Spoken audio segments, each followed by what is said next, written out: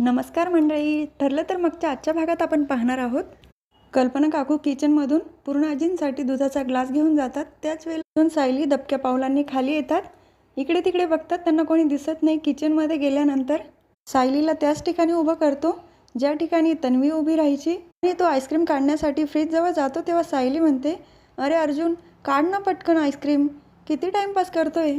तेव्हा सायलीला लहानपणाचा क्षण आठवतो. अर्जुन पण अशाच पद्धतीने आईस्क्रीम काढायचा आणि ती अशीच मागायची. तिला छान वाटत असतं कारण भूतकाळातल्या गोष्टी तिला आठवतात आणि ती परत मागायला सुरुवात करते. अरे अर्जुन, काढ ना पटकन आईस्क्रीम, किती वेळ लावतोयस. आईस्क्रीम काढतो अर्जुन. अगं हो हो काढतोय, बाऊल तर घे. ती म्हणते, नाही, आपण वाटीमध्ये नाही खायचं, असंच डब्यामध्ये डायरेक्ट आईस्क्रीम खाऊया. 2 स्पून घेतात आणि दोघंही किचन ओट्याजवळ खाली बसून लपून आईस्क्रीम खात असतात. सायली तर खूपच आवडीने आईस्क्रीम खाते आणि तिला बालपणात जो घडलेला क्षण आहे तो पण आठवत असतो. अरे हो अर्जुन, मला आठवतंय, आपण सेम याच पद्धतीने आईस्क्रीम खायचो, तेही लपून. पण असं लपून आईस्क्रीम खाण्याची मज्जा खूप वेगळी आहे हां. त्याच वेळेला तिथे कल्पना काकू येतात. काय चाललं आहे तुमचं आणि एवढ्या रात्रीचं तुम्ही आईस्क्रीम खाताय. तेव्हा अर्जुन म्हणतो, अगं मम्मा, सायलीला लपून आईस्क्रीम खायचे डोहाळे लागले ना, म्हणून आम्ही असं लपून आईस्क्रीम खातोय. किती फनी सीन वाटतो ना प्रेक्षकांनो. हा सीन टी व्हीवर बघायला मिस करू नका हां. तर सायली रागानेच बघत असते अर्जुनकडे. कल्पना काकू म्हणतात, सायली, तुझे डोहाळे तर खूपच वेगळे बाबा. डोहाळे लागतात, पण अशा पद्धतीचे. बरं, आता खूप उशीर झाला आहे, आता पुरे झाली ती आईस्क्रीम, ठेवा आणि झोपा बरं. तिथून निघून जातात तेव्हा सायली अर्जुनला ओरडत असते, काय हो, तुम्ही माझ्या डोहाळेच्या नावावर काहीही खपवाल का. आणि हे कारण सांगण्याची काय गरज होती. लपून आईस्क्रीम खायचे डोहाळे लागत आहे, असं कुठे असतं का. अर्जुन म्हणतो, महत्त्वाचं काय आहे, तुला काही गोष्टी आठवल्यात ना, चल आपण अजून काही दुसऱ्या गोष्टी करून बघूया. तर दुसरीकडे सचिनला पैसे लुबाडायचे असतात महिपत शिकरेंच्या नावाखाली जे आलेले ते. तो महिपत शिकरेंना म्हणतो, मला सांगा अण्णा, तुम्ही आता एवढं मोठं अन्नछत्र उभं करणार आहे, तिथे मदतीसाठी कोणी लागेल त्याबद्दल काही विचार केला आहे का. कारण तिथे लक्ष ठेवायला कोणीतरी हवंच ना. तेव्हा महिपत शिकरे म्हणतात, हो, कोणीतरी लक्ष ठेवायला लागेलच, पण अजून याबद्दल विचार केलेला नाही आहे. सचिन सांगतो, बरं ठीक आहे, मी लक्ष ठेवेल.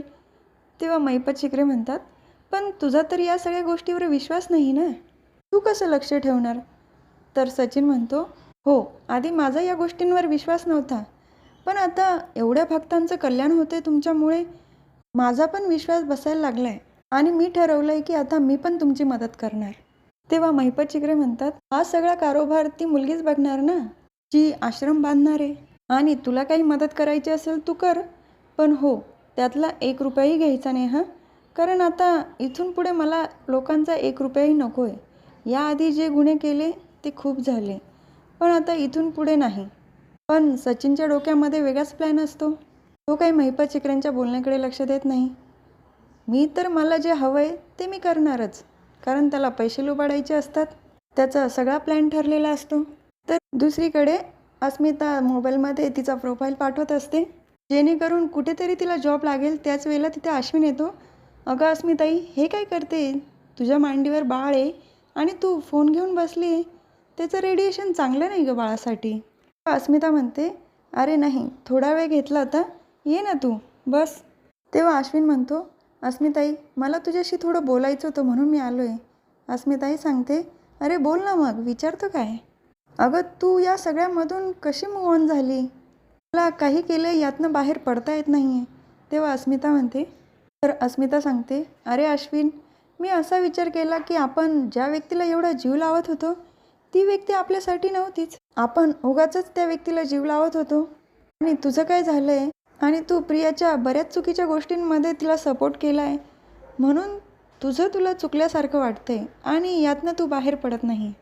पण आता जे झालं ते विचार करू नको जास्त, आणि आम्ही सगळे आहोतच ना तुला धीर द्यायला. आणि मायनेच त्याला जवळ घेते. त्याला पण बरं वाटत असतं की सगळी फॅमिली त्याच्याबरोबर आहे म्हणून. तर दुसरीकडे अर्जुन सायली गार्डनमध्ये पकडापकडी खेळत असतात. त्याच वेळेला सायली खाली बसते. अगं तन्वी, काय झालं, पायाला लागलं का तुझ्या, अर्जुन विचारत असतो. तेव्हा सायली म्हणते, अरे बघ ना अर्जुन, माझ्या पायाला किती लागलं आहे. तर अर्जुन त्याच्या गळ्यातली चेन काढून सायलीच्या गळ्यामध्ये घालतो आणि सायलीला बालपणातल्या सगळ्या त्या गोष्टी आठवायला लागतात. लहान असताना अर्जुनने असंच त्याच्या गळ्यातलं लॉकेट काढून तन्वीच्या गळ्यामध्ये घातलं होतं. अर्जुन, हे सगळं आधी पण घडलंय आणि मला आठवतंय. तू याच पद्धतीने तुझ्या गळ्यातलं लॉकेट माझ्या गळ्यामध्ये घातलं होतं.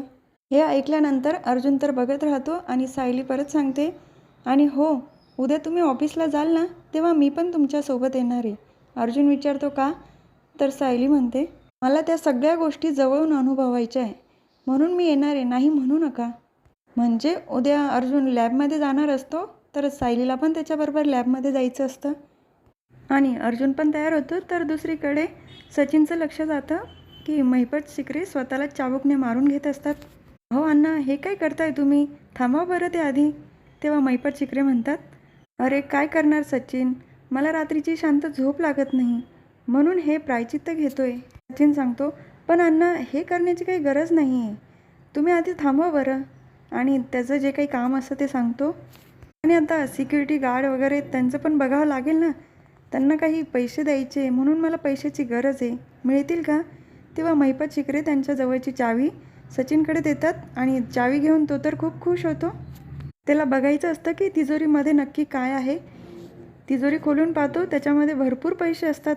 सचिन तर खूप खुश होतो, मला जे हवं होतं ते मला मिळालं, इथे तर माझा जास्त फायदा आहे.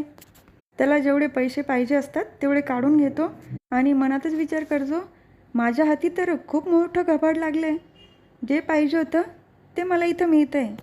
अण्णा, तुमचं जे चाललं आहे ते चालू द्या. तर अर्जुन सायली लॅबमध्ये आलेले असतात DNA सॅम्पल घेऊन. आणि अर्जुन डॉक्टरांना सांगतो, लवकरात लवकर रिपोर्ट मिळाले तर चांगलंच होईल. तेव्हा डॉक्टर म्हणतात, 2 दिवस तरी लागतीलच.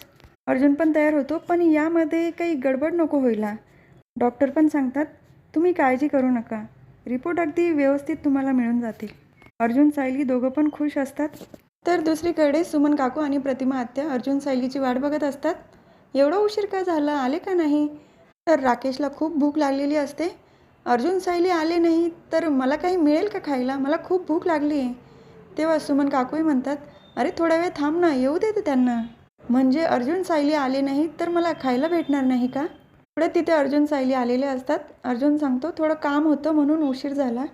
ते माते सांगत असतात, असू दे, पण सायली तुला भाजणीचे थालीपीठ आवडतात ना, तुझ्या आवडीचे थालीपीठ केले. राकेशला खूप राग येतो. तेव्हा तो विचारतो, म्हणजे सायली प्रेग्नेंट आहे, तिच्या आवडीचं केलं आहे, ठीक आहे, त्यात काही हरकत नाही, पण माझ्या पण आवडीचा विचार करा ना. सुमन काकू म्हणतात, तुला कॉम्प्लेक्स आवडतात ते आणून देऊ का? तर राकेश म्हणतो, मी एवढे दिवस बाहेर तेच खात होतो, मला वाटलं घरी गेल्यानंतर काहीतरी माझ्या आवडीचं खायला मिळेल. तर प्रतिमा आत्या सांगतात, अरे हो, तुला काय आवडतं ते मला सांग, मी करून देते. पण अर्जुन सायलीला राकेशचं हे वागणं खटकलेलं असतं, कारण राकेश थोडा वेगळाच वागत असतो. तर हा भाग इथेच संपतो. पुढील भागात बघायला मिळतं की अर्जुन सायली ड्रॉइंग करत असतात आणि तो इरेझरचा सीन त्यांना रिक्रिएट करायचा असतो. तर इरेझरच्या पण काही गोष्टी आठवतात सायलीला. तेव्हा ती म्हणते, आपण प्रतिमा आत्यांना काही गोष्टी आठवण्यासाठी महिपतला आणलं होतं, तसंच मला पण सगळ्या गोष्टी आठवण्यासाठी ॲक्सिडेंटचा सीन परत रिक्रिएट करायचा का? अर्जुन म्हणतो, नाही बायको, तू प्रेग्नेंट आहे आणि आपण अशी काही रिस्क घेऊ शकत नाही. पण सायली खूप विनंती करत असते, अहो प्लीज माझ्यासाठी हे करा ना. हा भाग इथेच संपतो. आता पुढील भागात बघायला मिळेलच अर्जुन खरंच ॲक्सिडेंटचा सीन रिक्रिएट करतो की नाही ते. तेव्हा आजचा व्हिडिओ तुम्हाला आवडला असेल. माझ्या व्हिडिओला प्लीज प्रेक्षकांनो सबस्क्राईब करा आणि सर्वात महत्त्वाचं म्हणजे काळजी घ्या. धन्यवाद.